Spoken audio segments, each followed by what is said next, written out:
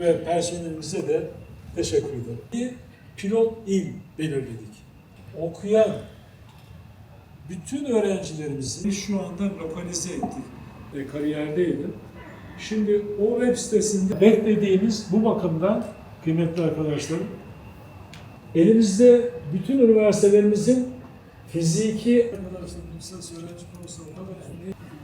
kıymetli meslektaşlarım, hepinizi hürmet ve muhabbetle selamlarım. Bunun hemen başında geçtiğimiz hafta ve sükunet içerisinde Türkiye'nin istihdam planlaması, iş gücüne duyulan ihtiyaç, gelecekte öne çıkacak alanlar, ülkemizin beşeri sermayesinin doğru şekilde yönlendirilmesi gibi çok sayıda parametreyi dikkate alarak program kontenjanlarımızda düzenlemelere gitmiş bulunuyoruz. Diğer yandan başta yapay zeka ve dijital tabanlı programlar olmak üzere bazı yeni programlar açarak yeni kontenjanlar da oluşturduğumuzu ifade etmek isterim. Ayrıca Yükseköğretim Kurulu olarak tercih sürecinde öğrencilerimizin doğru ve sağlıklı karar verebilmeleri için gerekli bilgilendirmeleri de yapmaya devam ediyoruz. Üniversitelerimizin, fakültelerimizin, programlarımızın tanıtılması en önemli belki de işlerimiz arasında yer alıyor. Bu konuyu sadece vakıf üniversitelerinin deyim yerindeyse sorumluluğuna veya yükümlülüğüne bırakmamamız gerekiyor.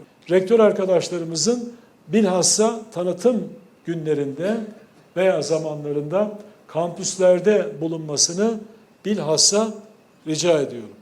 Bunun yanı sıra gerek web sitelerinizden, gerek sosyal medya hesaplarınızdan, gerekse diğer iletişim araçlarından üniversitelerimizi, programlarımızı, yüksekokullarımızı, enstitülerimizi mutlaka tanıtıcı faaliyetlere girişmemiz gerekiyor. Ve bunu sadece kendi dilimizde, ana dilimizde, Türkçe'de değil ama aynı zamanda diğer lisanlarda da, yabancı dillerde de bunu mutlaka yapma yoluna gitmemiz gerekiyor. Üniversitelerimiz her bir programa daha yüksek başarı sıralamasından öğrenci alabilmeyi hedeflemek zorundadır. Mesleki eğitimin güçlendirilmesi ve iş yeri temelli uygulamalı eğitimin yaygınlaştırılması son dönemde yükseköğretim alanında yürüttüğümüz dönüşüm sürecinin belki de en dikkat çekici başlıklarından bir tanesidir.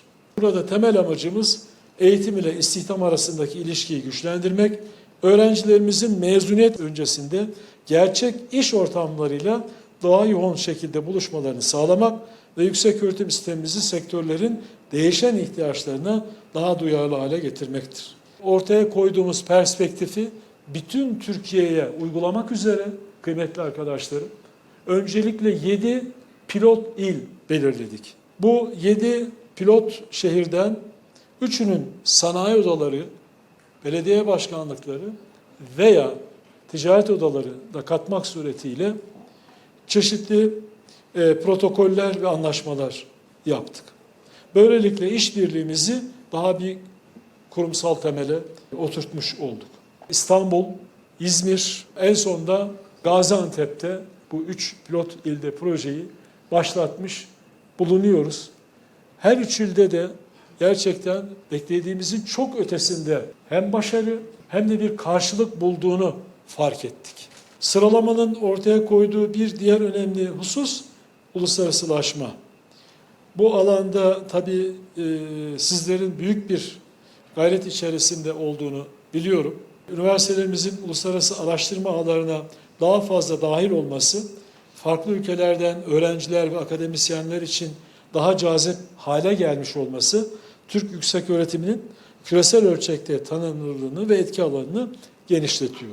Bununla birlikte elde edilen sonuçlar nihai bir başarı olarak değil, daha büyük hedeflere giden yolda önemli bir aşama olarak değerlendirilmesi gerektiği kanaatini taşıyoruz kıymetli arkadaşlar.